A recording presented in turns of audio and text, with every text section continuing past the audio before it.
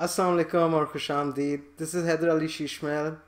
Today I'm going to be leading you through a GRE Verbal Workshop on behalf of the United States Educational Foundation in Pakistan. So a little bit about myself. I hope some of you know me.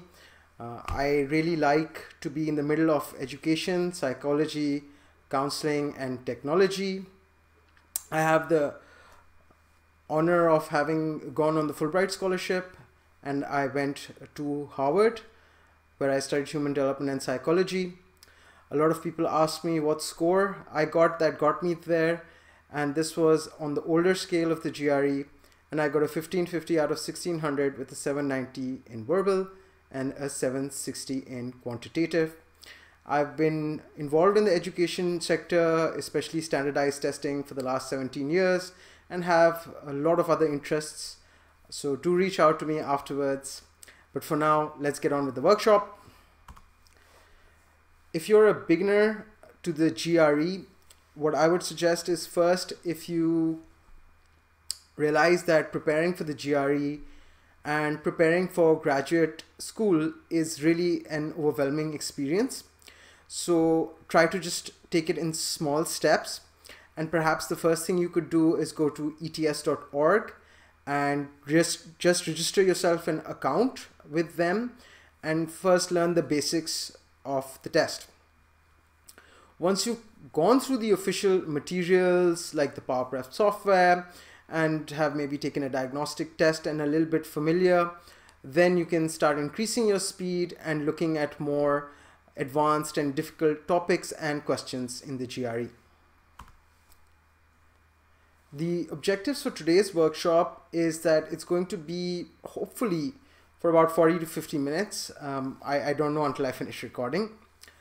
The difficulty level is going to be advanced, and the reason that is because thanks to the halat these days, a lot of you are at home, so we are imagining that the people who are going to tune in and listen to this recording are going to be those who are already quite familiar with the GRE. So I'm hoping to give, if you're a beginner, I'm sure there's going to be some stuff that is really going to make sense, and some stuff might feel a little bit too much, but don't worry about that. You might want to, familiarize yourself with the GRE before you come to this. If you're an intermediate, advanced, or a high-level test taker, I think you're going to find a lot of good and precious and valuable material in this workshop. I've really cut out all the riffraff, because normally when we go for a workshop, we tend to have 2-3 hours live in person, and then, if you're sleeping, I can be like, hey, how are you doing? But in a recording, it's really difficult to keep people engaged. So we're going to keep it short, and we're going to basically look more at the intermediate or advanced level of working. The agenda for today's workshop is going to be vocabulary. So I'm going to go through exactly how I prepare I prepare students to learn words, and what are the different ways you can learn vocabulary. So people just know one or two ways. I'm going to go through a wide variety of methods. I'm also going to talk about active reading and speed reading. So literally it's going to be about your reading comprehension and about your test taking reading skills. And interspersed throughout the presentation are going to be a few questions which are going to have some application and strategy of what we are discussing in the slides, and maybe one or two other things. A lot of you might be wondering, do I really have to learn vocabulary? And the answer is that yes, you do. It's highly recommended, because the GRE level of English is not the conversational level which you and I are used to. It's more at the graduate study level, and it's highly needed in the sentence completions, in the sentence equivalence. It's very useful in the reading passage, especially those questions which are for definitions. And more or less, even other than the GRE, having a high level vocabulary prepares you for graduate study and for reading in the graduate universities for your master's and PhD programs. So we were discussing about vocabulary, and we're going to go through now the vocabulary section. So here we are. And the first thing I'm going to talk about is vocabulary word lists. Now, this is pretty straightforward. There are a lot of vocabulary word lists, and it's just like as if you're reading from a list or from a dictionary. So you have a page, you have a word, and you have a definition, and maybe it's used in a sentence. You can search for these word lists in Google. They're available on the Play Store or on iOS. There are different apps. There are PDF files. There are words that go on called a hit parade. So just type in GRE word list, and you'll find one of varying quantity from 400 to 800 to 1500 to 3000 and more. Honestly, I think 1500 is pretty good. It's kind of like the middle option for me. If you're pressed for time, maybe a 400 or an 800, and if you have lots of time, then you can try 3000 or even 5000, although really that's a little too much. But it's good to see what's in a 5000 word list. So choose the list that works for you. There are many options. Some have less detail, some have more detail. Choose one that works for you. I usually start with the Kaplan and Princeton GRE vocabulary list, and then I go to Google and I see something else that I may like. So here is an example. This is from Kaplan, and as you can see, there's a word like anomaly. It's a noun, so it tells you whether it's a noun, it's a verb, it's an adjective. An anomaly is something that is unusual or unexpected. It's a noun. So somebody who's very used to maybe getting a 4.0 GPA and then gets a C in a test would consider it that it was an anomaly. Maybe they were ill. Next, we have a little bit guided practice. This is a sentence completion and showing the use of vocabulary. So this is to try and hopefully motivate and convince you that you really do need to learn vocabulary, and even if you do know the words on this one, you know what I'm talking about. So the question asks, the narratives that vanquished people have created of their defeat have, according to Shivelbush, fallen into several identifiable types. In one of these, the vanquished managed to dash the victor's triumph as the result of some spurious advantage, the victors being truly inferior where it counts. Often the winners dash this interpretation, worrying about the cultural or moral costs of their triumph and so giving some credence to the loser's story. So before I dive into the answer choices, my method usually is to try to make sense of what I'm reading and propose what words I would normally want to put in the blank myself, and then look at the answer choices. So in this one I'm reading this is something that's talking about like how, you know, American Indians might have lost their land, and they, you know, attribute the triumph to some spurious advantage like the use of rifles. So, oh, they just won because they have rifles, we don't have rifles. And but they're truly inferior where it counts. For example, you know, moral thinking, they're not, you know, good people. And the winners, because they're guilty, so they also, you know, tend to give some credence or some belief or, you know, some value to the belief, because they're also looking to assuage or lessen their guilt. So in the first blank, we would say the vanquished managed to construe the victor's triumph as the result of some spurious advantage.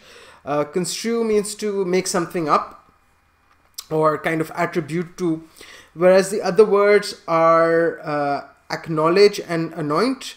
Anoint is something where, you know, usually it's some kind of ceremony, some blessing where you put some oil on some king or something, that I anointed, the bishop anoints the king, or some kind of ritual like that. And acknowledge means, of course, to admit, but that doesn't really fit here. So I would say that go with A, which is construe. And if you know the definition of construe, of spurious, of credence, then vanquished, then you would have a much easier time understanding this question. In blank 2, I would go with collude in, because often the winners collude in this interpretation because they're worrying about it. So they're not disregarding it, they're not taking issue with it because they're guilty about their cultural or moral costs, So they want people to believe that, yeah, you know, these guys are right. It was because of the rifles. We aren't actually any better than them. We just had this advantage. So that's a sentence completion and the use of vocabulary. Moving forward, I'm going to now talk about vocabulary word groups. So word groups are like if you put an umbrella and you put a word on top, and every word that is like it can come in this group. This is often known as a synonym, which is an alternative to the word which has the same meaning. It can also be a grouping according to a theme. This is kind of how metaphors work. Or it could also have a grouping according to an antonym, which is the opposite meaning of that word. So here I'm going to show you an example. We have someone's dropped a catch or something like that, and the team is crestfallen.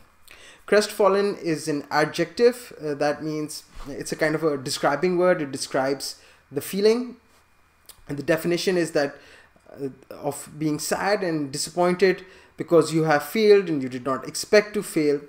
So the usage is the sportsman was crestfallen when he was disqualified in the last round or when he dropped the catch. So what are the synonyms of crestfallen? Now, if you go on Google and you look in a thesaurus, or just type in the word synonym with a word, you could be able to make your own word group. Although a lot of word group lists are available, much like word lists are available, word group lists are available. There are so many synonyms of crestfallen, including some that you are very familiar with, like disappointed and disheartened or forlorn, and some that you're less familiar with, such as dolorous or despondent or desolate. So when we learn vocabulary through word groups, it's very good in the sense that through we form these associations with words, so we know, and often there are also roots which sound the same. I'm going to get to that. But when we learn our vocabulary in targeted ways, where we're doing word lists, then we're doing word groups, and then we're doing word roots, so then the whole thing kind of integrates and comes together, and it starts forming those associations and those connections in the brain, which makes it easier for you to learn words. The most straightforward one is word lists, but another one to definitely not skip over, but at least try to give it some time, is to learn through word groups. Here you can see their antonyms as well, such as joyful, blissful, and you know, you can separate the word. So crest means like kind of like the, you know, top, and then fallen. So you were expecting something great, but then you fell down. So this is another way to learn vocabulary. Now I'm going to do a guided practice with you. And this is going to be another question which kind of shows the importance of vocabulary.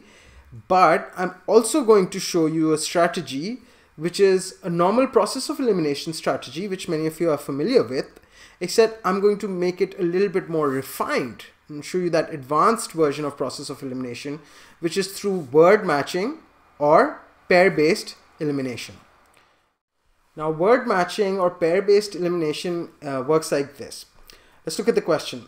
The linguistic science confirms what experienced users of ASL, American Sign Language, have always implicitly known. ASL is a grammatically dashed language as capable of expressing a full range of syntactic relations as any natural spoken language. So what are we looking for? We're looking for something which says that sign language is as good as spoken language. So we're looking for words like as rich or as complex or as varied. So if you look at the answer choices, first of all, we want to choose two answers that both match, in the sense in a sentence sequence, you must choose two and both of them have a similar meaning in the sentence. So if I use one word or the other word, the general meaning of the sentence remains the same. As mentioned earlier, we're looking for something that says rich, complex, or varied, which is a positive word, and we have complete and unlimited, which is ANF, which both seem to work, both are positive. So it's a grammatically complete language or a grammatically unlimited language. So that ANF is really the answer choice that I'm looking for, and it is the correct answer choice. But let's look at how we could eliminate some of the others to confirm that ANF is indeed the answer. If we look at C, redundant, That's not the answer we are looking for, because spoken language is not redundant. It has a point. Something that is redundant has no point. It's unnecessary. And redundant is quite a negative word. So we can eliminate that right there. If you look at E, unique. Now unique is a positive word. And we could say sign language is a unique language and spoken language is unique as well. But in order for us to choose this as an answer choice, it should definitely have had a matching word to unique, which would make the sentence seem the same. And there's no such word. The only other positive terms are complete and unlimited, and they both have less in common with unique than they have with each other. So for that reason, since there's no matching pair with the word unique, you can safely eliminate that as well. D is word spare. Is a grammatically spare language. If you want to use that in terms of thinking like spare, like sparse, then maybe you would match it with economical, but again, it's not sparse, it's spare. Although you could argue that spare also means limited and economical also means limited. So the two words economical and spare might be a little bit matched, but again, they're negative words. They don't have the positive association that we are looking for, that sign language is as good as spoken language. So we can eliminate B and D as well. And that again leaves us with A and F. So I hope you saw that in all of these questions, while there is a lot of thinking, just having a high level vocabulary and knowing what words are really can help us. So on the very basic level, everyone should be doing word lists, at a little bit more advanced word groups, and now talking about really the expert or high level, which is word roots. So a word root is a part of a word. So normally when you think of conjunction words like lighthouse, lighthouse comes from the two words light and house. Word roots are a little bit like that, but they might not be a complete word. They're just a little part of a word. So they're a root of a word. And many words may contain multiple roots. So for example, if you think of the word circumnavigate, which means to navigate around the globe, its origin is Latin. It's a descriptive, it's a verb, it's an action word because it means moving about. And it comes from the word circum, which means around, and you can think of that as circumstances or circumference, and navigare, which means navigation. And as you know, there's all types of navigation, from compass to ships to planes. So here's an example of a word root learning. The word root itself is ante, A-N-T-E, and this is a Latin root which means before or preceding. Now this is very confusing because a lot of us think of A-N-T-I, which has a different meaning, and that one might be Greek. But this one is Latin, A-N-T-E. So often there is a difference between the Greek and Latin, and we'll talk about that in a moment. And do you see how many words there are? So there's like 20 words, and each of them have this root of ante in them. And some of them is quite archaic, which means old or, you know, kind of complex language. But knowing at least one of the roots gives me an idea that the other part of the word is, it means before that. So for example, if you look at anteroom, and I always kind of get this one, anteroom and anterior, I always find it very difficult, but it means the room before a room. So an anteroom is a waiting room before a main room. Often when you enter, there's a little bit of waiting area, and it's a smaller area before you go to the main room. Same goes for antechamber, which is kind of like a small room before a big room. Anterior also comes before, so this is anterior, and behind is the posterior. So knowing these roots is really helpful. Unlike the normal word lists, where definitely you want to be in the 800 to 1500 word range, with word roots, even if you learn 50 to 100 roots, that's really a lot of roots, because each root is going to have, like you just saw, 20 words, 30 words, or maybe even more words than that. And another kind of note about word roots is that word roots are usually derived from Greek and Latin. So modern English is historically coming from Greek, Latin, or Middle English, which has some Germanic or French or other European languages, but mainly it's Greek and Latin. And this Greek and Latin is to English what Arabic, Persian and Hindi is to Urdu. So if you know a little bit about Urdu, you know that a lot of Urdu uses words from these three sort of languages and combine those and you get Urdu. So that's how the modern English developed as well. If you search Google, you can find word root lists. You can look for Greek word root lists, Latin word root lists, GRE word root lists. There's just so much information out there. And also pretty much any testing material that you buy, which is verbal oriented, will have a word root list at the end. So just look for it, don't ignore it, look at that section. It's not as easy to use as a simple word list, but maybe once you've gone through the simple word list once or twice, go through the word groups, go through the word roots, because if you're looking to test between 155 to 170 in verbal, this is the kind of stuff that you're going to need to do. So last note on vocabulary is there's this method or this kind of acronym that I coined myself, which is called the clubs method. And the clubs method means 1, create your own word lists, 2, learn a few words in one sitting. So you know, you should be noting down those words which you find really difficult, creating your own word lists. So because some words you'll know very well, some words you won't know so much. So create your own word list, open up a document on your phone, start adding words that are difficult for you. 2, learn a few words in one sitting. So don't sit in one time and try to learn 100 words. I think trying to learn anywhere between 10 to 20, 25 words in one sitting is more than enough. And then you want to review those 2-3 times in a day and then learn new words the next day. So don't sit in one day, you learn 200 words. That's not how it's going to work. Your memory will really get saturated very quickly and it won't crystallize. You'll forget it very easily. The third point is use the words you learn. So if you don't use it, you lose it. So when you learn some words, drop it into some conversation. I know people are going to look at you funny, but what do you care? You're going off to graduate school, inshallah. So use the words that you're learning, use them in your own head and use them with people, or find a study buddy, or just, you know, try to use some varied and complex language.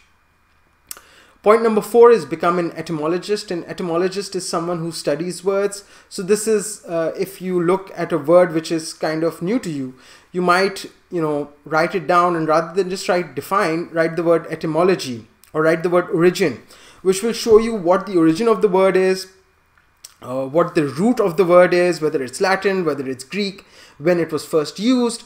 And knowing this information, like for example, circumnavigate was first used in the 1600s, you can form those connections and associations that that's the time sailing was happening or the first wave of globalization, and it just helps you learn words better, and it satisfies your curiosity. And the last point is the S, which is study vocabulary daily, because you need to be consistent with your prep, otherwise you're going to forget the words that you learn very, very fast. Now we have another question, which is making sense of difficult sentences, the role of vocabulary and reading sense and style. The macromolecule RNA is common to all living beings in DNA, which is found in all organisms except some bacteria is almost as. Now on my first read of this, and maybe right now as well, because I wasn't being very mindful, I got really confused because I thought the subject of the sentence is RNA, and the macromolecule RNA is common to all living beings, comma, and this is a trick where when you see the comma, you can ignore what's in the middle and go right to the last comma. Is common to all living beings, comma is almost as, and that actually doesn't make sense. So right now, one is that there are a lot of difficult words here, like ubiquitous, which means everywhere at the same time. And some of you might find other words here difficult as well, like but the main thing is that the sentence right now is difficult to me. It's not making sense. So let me change my reading style.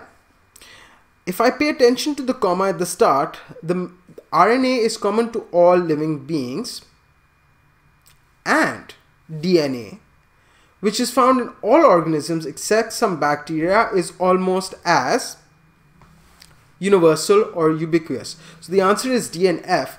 And if you see how I changed my reading, because if I couldn't make sense of a sentence, Where I had paused long, I was supposed to pause short, and where I had paused short, I was supposed to pause long. So actually it's talking about DNA and not RNA, and it's comparing DNA to RNA. It's saying RNA is found everywhere, and DNA is also found pretty much everywhere except some bacteria. So the word tells us common to all living beings, found in all organisms. So the words we're looking for is universal and ubiquitous, which means found everywhere. Okay, so that's all for vocabulary, and now we're going to move on to reading. If you're finding this presentation a little too much, please take a pause. It's a recording. You can take a few minutes, have a cup of tea, and come back to it. Now, there is no test prep book or answer strategy that can help you if you cannot read and comprehend the passage. So think about it. If you can't understand what you're reading, what is any answer strategy going to help you? Okay, so the best, quickest, and most effective way to prepare for the GRE reading passage, once you're familiar with the basics of the test, so once you know what the test is about, is to start doing active reading daily or close to daily, which means every day or every other day or as many times a week as you can. And you do this active reading from aldaily.com. So pause and check out aldaily.com right now. As you can see, I've opened up Al Daily, which stands for Arts and Letters Daily. You have to read the articles of note and the essays and opinions. You can ignore the middle column. Just check this out, okay? Because, you know, some of these articles are really long, and honestly, they're the best of the best. So if you're thinking, I read Dawn, I read Tribune, it comes nowhere close to this. Or even if you're thinking, well, I read international newspapers and magazines, well, Al Daily is a repository. It's a collection of the best of the best of the international news and magazines. From magazines like Science, from Nature, from New York Times, the best of the best. And you don't have to finish entire articles or essays. And if you're finding it very difficult, it's okay if you don't read for a long time. It's okay if you read just 10 minutes in a go, or if you read 5 minutes, or if you read 15 minutes. So long as you read once or twice a day and you read from the quality passages and writers like those found on aldaily.com, and this alone is going to boost your score anywhere between 10 and 20 points. Trust me, I've been doing this for 17 years. I know what I'm talking about. So go and start reading here for 15, 20, 30 minutes a day, once or twice a day, and see the difference in your score. Also, you have to do active reading, and I'm going to tell you what that is in a moment. So what is active reading? In active reading, you have to question what it is you're reading. You don't just read passively, like, you know, the way we watch television, it's happening, okay. No, you have to question. What are you reading? Why are you reading this? What is the writer trying to tell you? Is the writer convincing? How is the writer persuading you? What is the writer's style? What is their purpose? What is their intent? Are they seeking to entertain? Are they seeking to convince? Are they seeking to bring light to an issue? What is the purpose of this passage? What is the tone? What is the technique? Are they writing anything between the lines? When are they making hypotheses? When are they making opinions? When are they making arguments?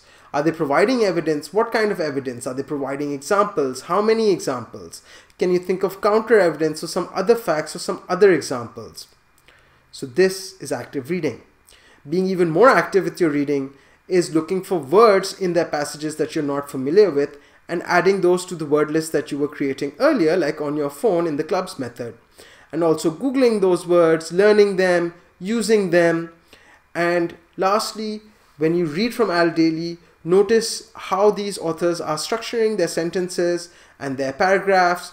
Look at their grammar, look at their flow, and this is going to really help you in your reading comprehension. It's going to help you as a writer, it's going to help you as a reader, and it's definitely going to increase your GRE score by 10 to 20 points.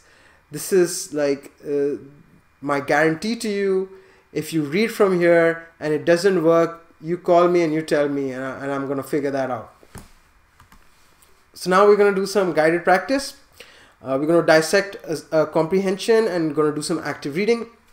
For the past 2 years at Fast Corp, there has been a policy to advertise any job openings in current employees and give no job to an applicant from outside. If a Fast Corp employee applies who is qualified for the job, this policy is strictly followed, yet numerous employees of Fast Corp have been qualified for given entry positions, and some entry positions have been filled from outside the company. So this is kind of like, you can say something about maybe kind of like a reporting, like a factual reporting that's going on, where they're saying there is a policy, it's been strictly followed, but for some reason, you know, there have been jobs that other people have been given, even though they want all Fast Corp employees to be promoted to those maybe entry-level management positions. Now, what could be the reason for that? If I was doing active reading, I could have thought, well, the reason for that is if I believe the passage to be true, and according to the question, the question does ask if the information provided is true, which of the following must also be true? Well, if the information is true, it probably means some of the Fast Corp employees weren't interested in those entry-level positions. Why else would they not be filled by them if the policy is true and holds? Let's look at the answer choices. There have been some open jobs for which no qualified Fast Corp employee applied. So this is a really good answer, because there were qualified Fast employees, but none of them employed, so they weren't interested.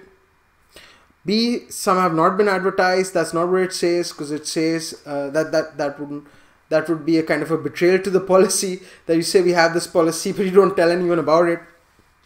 Total number of employees has increased. That's completely irrelevant. Well, again, it could be that, you know, everyone already got the promotion, but then again, the A is the better answer choice, which is that nobody employed. The number of employees increasing or decreasing is a kind of a secondary consideration. D, Fast Corp has hired some people for jobs for which they were not qualified. That's irrelevant, because it's not talking about the employees or the outside people. E, all the job openings have been for entry-level jobs. That's interesting, but we don't know that is this entry-level management, and are there jobs which are like even lower than entry-level jobs. So I would not go with E either. I think A is the best answer choice, and indeed A is the answer. So coming up next is speed reading. What is speed reading? Well, speed reading is reading really fast. Why do we speed read? To get an overall picture of a passage really quickly. Now, surprisingly, average reading speed is not very different from person to person. So a person who reads a little bit faster than the other person, if they're doing a normal reading, the difference is actually not as much as you would think. The real difference is in the way that people read. So for example, if you're doing a comprehensive or a detailed reading, it's slow, it's careful, it's deliberate, you're sounding out every word that you read, you're looking at it, and you know, some test takers think that they have to read like this, but actually this is not how you're supposed to read in the GRE. So you're not supposed to read slow or do very detailed reading. And of course, average reading is a bit faster than that. Then there's something called meta guiding, which is kinetic in the sense that you can use your finger or a pen to move really, really fast per line. So you're reading really, really quickly, but you're not sounding out every word. For example, in meta guiding, I would say, you don't sound out every word faster than average, skimming and scanning visual strategy, the fastest. That's kind of how a meta guiding works. It's actually not my preferred strategy, but it is faster than average reading, and it works well for some people. What I like is the skimming and scanning, which is a visual strategy. This is the fastest method. It can be up to 3 times faster than average speed. Many details are left out, and you must reread sections based on what the questions have asked. I use skimming and scanning speed reading along with an adaptive method of test taking reading, which I'm going to share with you. But skimming and scanning is like this, where you read maybe the first few lines in the sentence, the middle lines, the last few, the first few words in a sentence, the middle few words, the last few words, or in a paragraph, the first few words in a line, then the second half of the second line, and the first half of the, so you're kind of reading in a zigzag pattern rather than in a linear pattern. Now, the adaptive method, now first of all, I just want to say that everyone is different, everyone is an individual, our brains are different, our styles are different, our personalities are different. But I'm just going to share with you an adaptive method which can be customized for every individual, and depending on the particular test that they're doing, the particular section and the particular circumstance. So how much time they have left, whether it's the start of a test, the end of a test, the middle of a section. And this takes into account individual differences and circumstantial differences.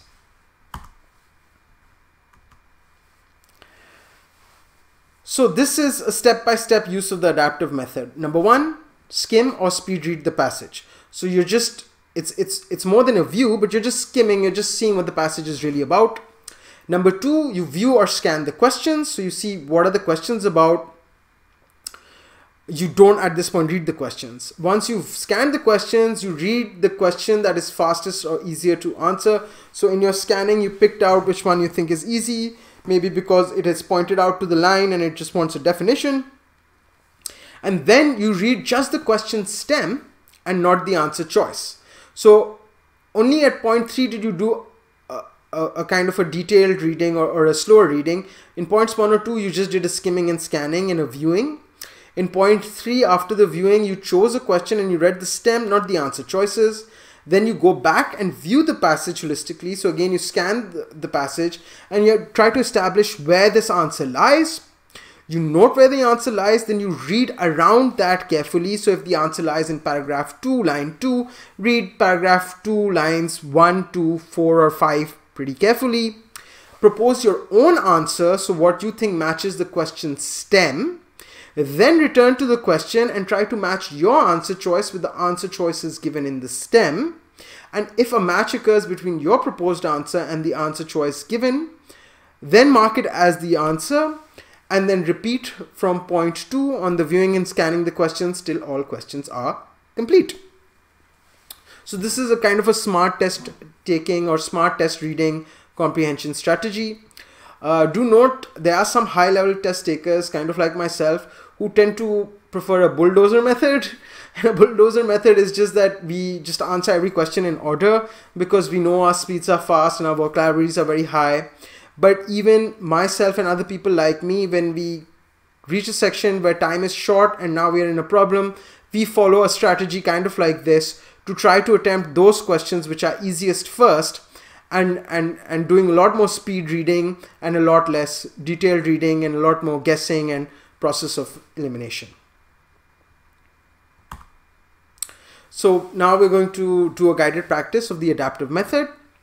A tall tree, transport 100 gallons of water, movement propelled from above or below, the pull favored by scientists, first proposed 1800s, relies on properties, not commonly associated, tensile strength, clean break, water evaporating treetops, tugs water molecules all the way to the root, tree does not push or pull, lifting comes from sun. So this is kind of like how you do a skimming, scanning, speed reading. Back to smart test taking. I have 3 questions here. If I read them, I view them very quickly. Select and indicate the best answer from 5 answer choices. Consider each of the 3 choices separately, all that apply. Select and indicate the best answer from among the 5 answer choices. Okay, so I'm going to ignore the bottom left question for now because it wants me to consider all the answer choices and select all that apply, and I know that's going to take some time. I'm going to look at the top one and at the bottom right one. The top left one, the passage is primarily concerned, so what's the purpose of the passage? And the bottom right one is the passage provides information on each of the following except. So the quickest one for me to do would be the top left one because it's told me what is the passage primarily concerned with. It was primarily concerned with figuring out how water comes from the roots to the top of a tree. So the passage is primarily concerned with refuting a hypothesis, discussing the importance of a phenomena, presenting a possible explanation of a phenomena. So C is the one, it's presenting possible explanations. It's not refuting anything, it's not telling you why it's important, it's not contrasting two schools of thought, it's not discussing origins of theory. So you see how fast that was for me to skim, scan, pick the correct question, and the fastest time possible get 1 point extra added to my score. If I was short on time, I would have 1 answer point right now. Now I have a little bit of time left, so I'll do the bottom right question. The passage provides information on each of the following except. when the pull theory originated, 1800s. The amount of water a tall tree can transport, that was in the first line, I think it was hundreds of gallons. The significance of water tensile strength in the pull theory, yes, it did say something that there is a water tensile strength in the pull and that it was important, so it was significant. The role of the sun, yes, it talked about that. The mechanism underlying water tensile strength, I don't believe that it talked about that. So I'm going to pick E, which is the mechanism underlying water tensile strength. It didn't talk about that. It talked about the importance of it, but not how that really works. So now with the adaptive method, we've answered 2 questions and we seem to maybe have enough time. So we look at the third question. Consider each of the 3 choices separately and select all that apply. Which of the following statements is supported by the passage? The pull theory is not universally accepted by scientists. I believe that's correct. The pull theory depends on one of water's physical properties, the tensile strength. That's also correct. The pull theory originated earlier than did the push theory. No, that's wrong. So I'm going to go with A and B. Now, many of you might be thinking that, hey, with this method, I might have not done this question first. I would have done that question first, which is why the method is adaptive. So you can adapt it to the way that works best for you. I've just, given you a sort of a blueprint on how you can do smart test taking. It's a little detailed, but I'm sure that once you put it into practice, it'll become kind of like a second nature to you, and you will know how to and when to use what kind of reading strategy and answering strategy. So that's all for today's workshop. If you stay till the end, fantastic. I just want to say in a conclusion that I want you all to remain optimistic. Some of you might be thinking, oh, what's the point to study now? God knows if I'll get to go or what's going to happen. And I just think that's a really, really negative thing to do, which is not study. I think the positive thing to do is to study, and you have plenty of time to study for GRE and other online courses and subjects. So I hope that you're increasing your learning and your skill sets during this time. Please stay tuned to all USEFP official social media channels for constant updates on the situations regarding testing and advising and the different ways that they are going to support you in the future for your academic study and the changing circumstances. And if you have any inquiries for me, then feel free to reach me on my emails given below. Thank you so much. Have a great day.